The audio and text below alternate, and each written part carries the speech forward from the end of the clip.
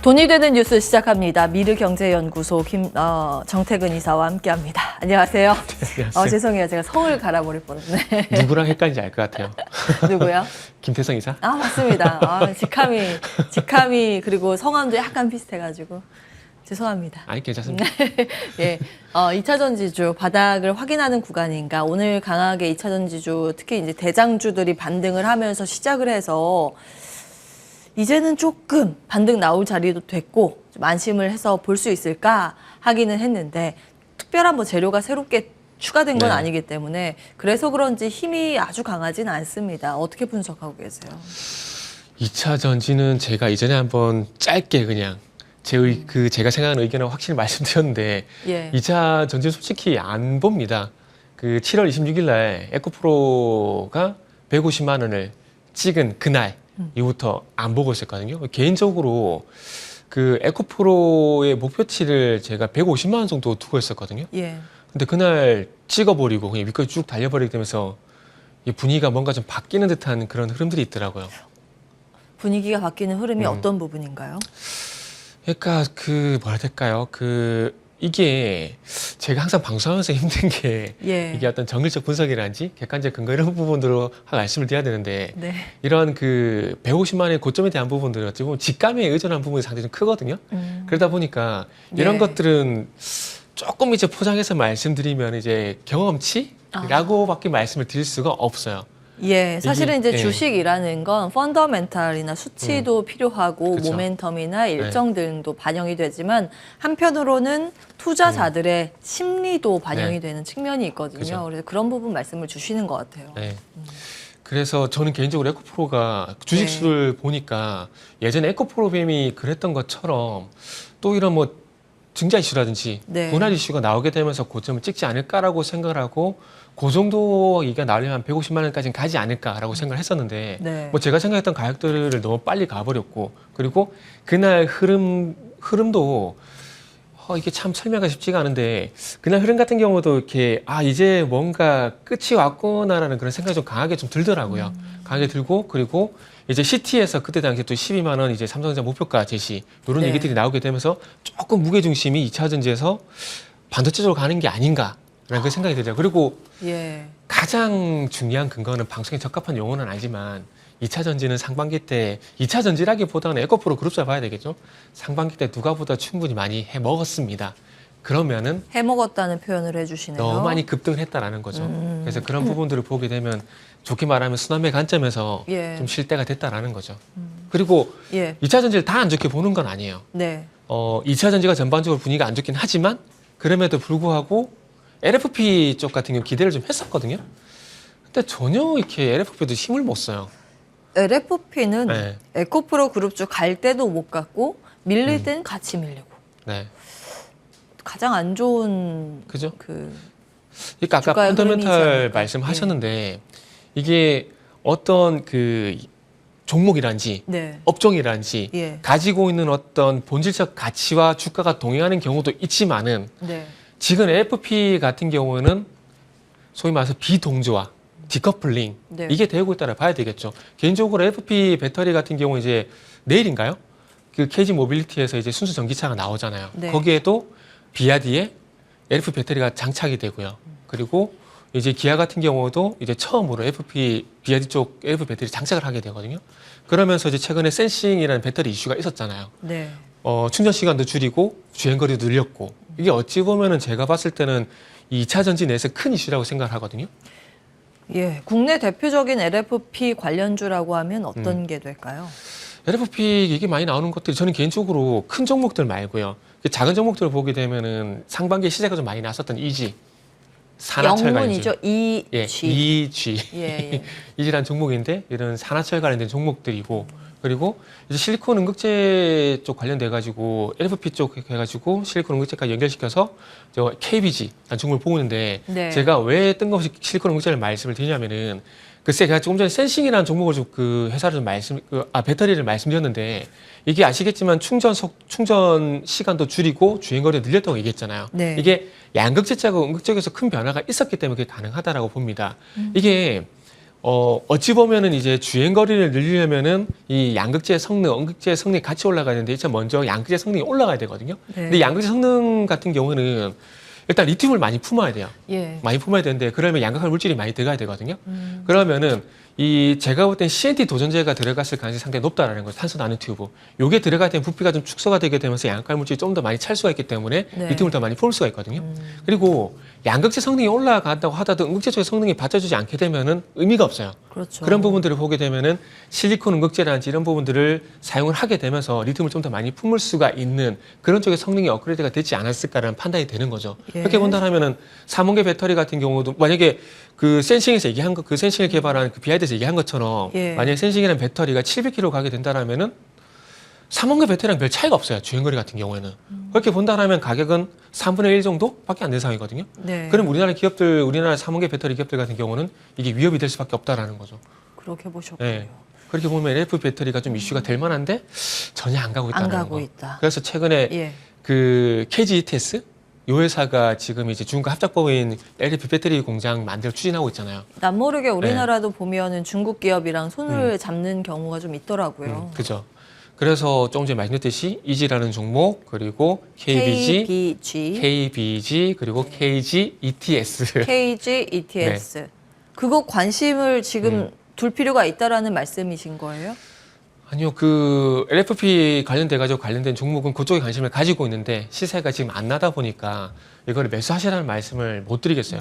2차전지 테마가 너무 분위기가 많이 다운돼 있잖아요. 예. 네. 그러면은 에코프로 그룹주는 어떻게 보세요? 어느 정도 이제 반등 가능성도 솔솔 나오고 있는 시점인데요. 저는 다시 말씀드리지만 예. 안 봅니다. 아, 개인적으로는? 그때로, 네, 저 예. 개인적으로는 그때로 시세가 충분히 낮고 이제는 시야갈 수밖에 없는 구간이다. 이렇게 말씀드리고 싶네요. 그러면 이제 보수적인 관점이 아니라 개인적으로는 이쪽 시세를 체크하지 않기 때문에 코멘트 드리기가 좀 어렵다 이런 말씀이신데 아니라 그냥 확고합니다. 2차전지 안 봅니다. 하반기까지. 오래 그랬는데 안 봅니다. 보수적이신 거예요? 보수적이 아니라 그냥 결단력이 있는 거죠. 아, 결단이 결단. 확고한 거죠. 부정적이라는 표현이 에이, 더 그걸 또 맞나요? 부정적으로 하시면 안 되죠. 이게 예, 제가 항상 잘 이렇게 포장을 해드리려고 했는데 굳이 예, 그러셔가지고 괜찮습니다. 알겠습니다. 욕바지 하죠 뭐. 아, 예. 일단 2차 전지주를 비선호하는 섹터로 말씀을 주셨고 2차 전지 장비주에 대해서는 증권가 의견이 조금 긍정적으로 나오긴 네네. 했는데 그거는 어떻게 보시는지요? 장비 같은 경우도 저는 개인적으로 이제 개별적으로 이렇게 본다라는 건 말리지는 않습니다. 그러다 보니까 뭐 최근에 하나기술 같은 종목들도 있긴 한데, 예. 근데 그럼에도 불구하고 어차피 이제 2차 전지가 에코프로만 있는 것이 아니라 뭐 미국적 투자라든지 이런 부분들을 봤을 때 2차 전지라는 전지 바운더리를 보게 되면 2차 전지 장비도 그렇게 재미는 솔직히 없다라고 봅니다. 이게 시세가 나야 솔직히 그렇군요. 재미가 있는 거거든요. 예. 근데 장비 같은 경우도 공급 이슈가 되게 많긴 하지만 장비 납품 이슈, 수주 이슈가 되게 많긴 하지만 네. 그럼에도 불구하고 최근에 주가가 얘기를 해주고 있잖아요. 그래서 굳이 그쪽으로 들어갈 필요가 있나? 라는 그런 생각을 하고 있죠. 예, 알겠습니다. 이사님께서는 일단 예, 2차 전지주에 대해서 보수적인 시각을 네. 견지하고 계시기 때문에 여기서 넘어가도록 하고요. 그럼 시장 질문으로 지금 잠깐 네. 드릴게요. 시장 당분간은 안 좋을 겁니다라고 지난번에 네네. 말씀을 주셨고 그쵸. 11월 말까지 안 좋다고 보셨죠. 네네. 오늘의 시장 한 줄 평은 어떠신지 궁금합니다. 오늘 시장은 그냥 진정. 진정? 최근에 하락해서 진정.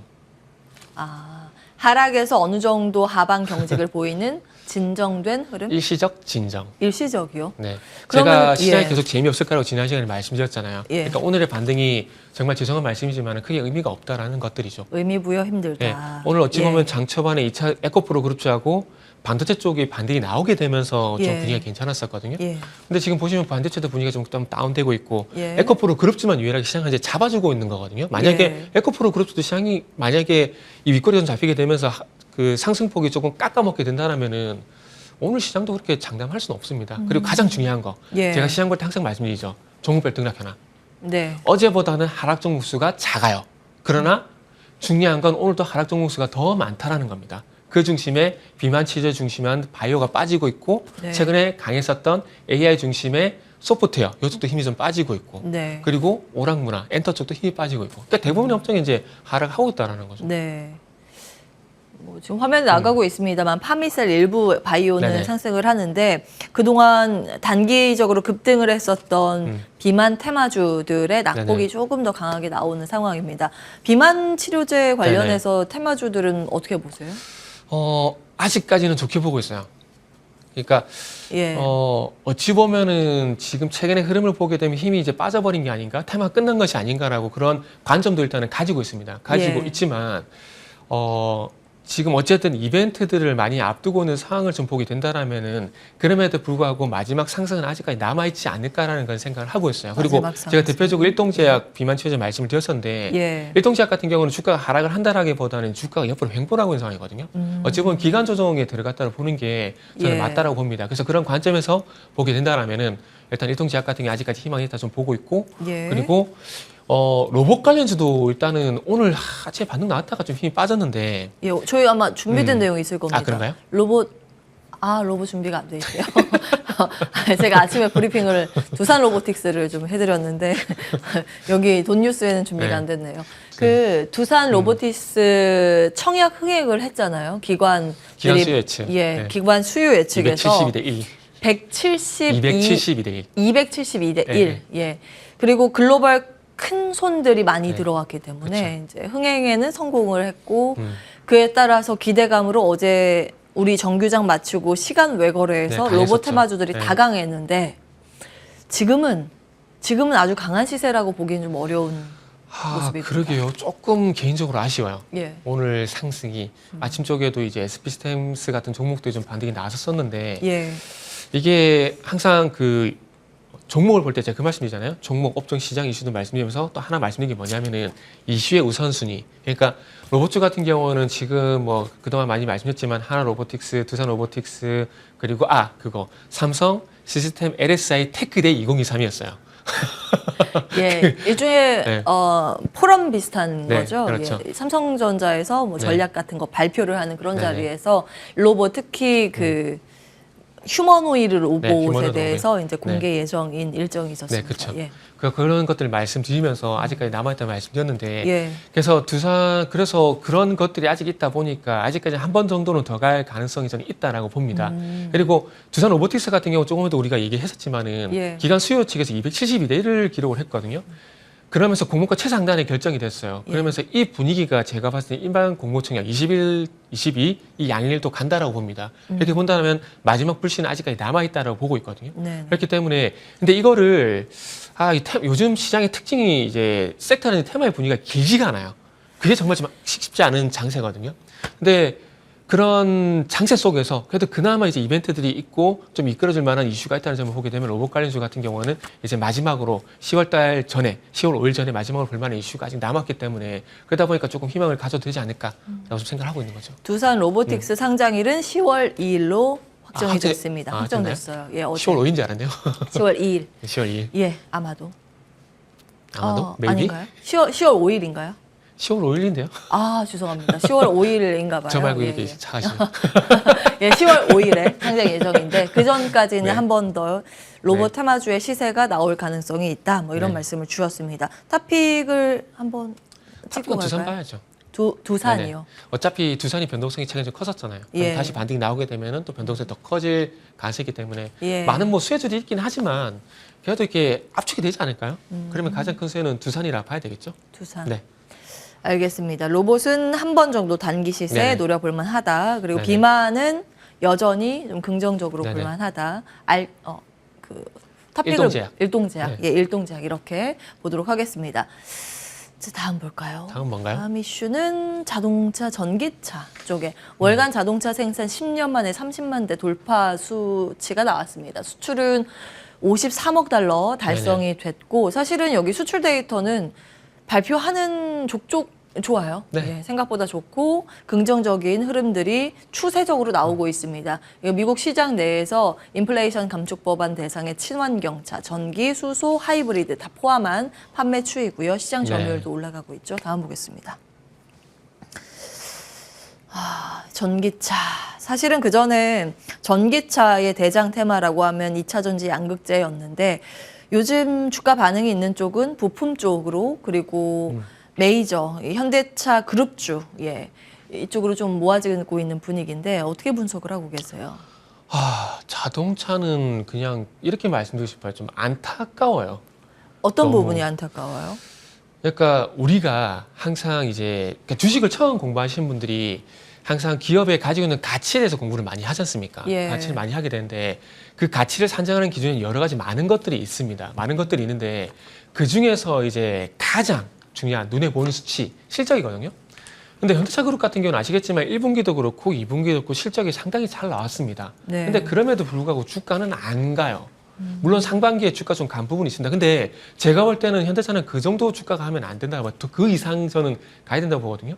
저는 개인적으로 죄송합니다. 현대차가 왜 26만 원이 돌파가 안 되는지 정말 미스테리라고 생각을 하고 있고요. 예. 그리고 기아 같은 경우는 10만 원 돌파가 안 되고 있는 것도 상당히 미스테리라고 생각을 하고 있습니다. 그러니까 이 기준은 다시 말씀드리지만 실적이라는 기준을 봤을 때 현대차 같은 경우는 26만 원을 돌파해야 되고 그리고 기아 같은 10만 원을 돌파해야 되는 그런 관점을 개인적으로 가지고 있습니다. 그런데 저 같은 경우는 이제 상반기에도 자동차 상당히 좋게 말씀을 많이 드렸었거든요. 근데 예. 좋게 말씀을 드리더라도 주가가 안 가면은 이게 어쩔 수가 없는 겁니다. 이게 만약에 뭐 현대차 그룹의 뭐 사회이사 정된다거나 아니면 거기서 고용보험을 받는다거나 이러면은 성과급 때문에 더 좋은 일이 될 수 있겠죠. 근데 우리는 투자자지 않습니까? 투자자이기 때문에 주가 가야 되거든요. 근데 주가가 안 가기 때문에 좋게 말씀드리기 힘들다라는 거죠. 그런데 곰곰이 좀 생각을 해봤어요. 현대차가 왜 이렇게 주가가 안 갈까? 네. 그러니까 실적이란 좋은 퍼포먼스를 보시면 왜 안 갈까? 그러니까 제가 볼 때는 경기에 대한 어떤 설레발이 될까요? 이게 그러니까 순상공이니까 뭐 방송 적합 용어는 맞다 봐도 되겠네요. 그러니까 계속해서 제가 볼 때 시장이 원인인 것 같아요. 작년부터 네. 계속 나왔던 얘기가 경착륙, 경기 둔화우려가 얘기 계속 나왔었잖아요. 그러니까 눈에 오지 않은 두려움들을 계속 심어왔다라는 거죠. 그 눈에 보이지 않는 아직 오지 않은 그 두려움이 제가 봤을 때 현대차의 주가에 계속 발목을 잡는 요인이지 않나. 저는 그렇게 생각이 되는 거죠.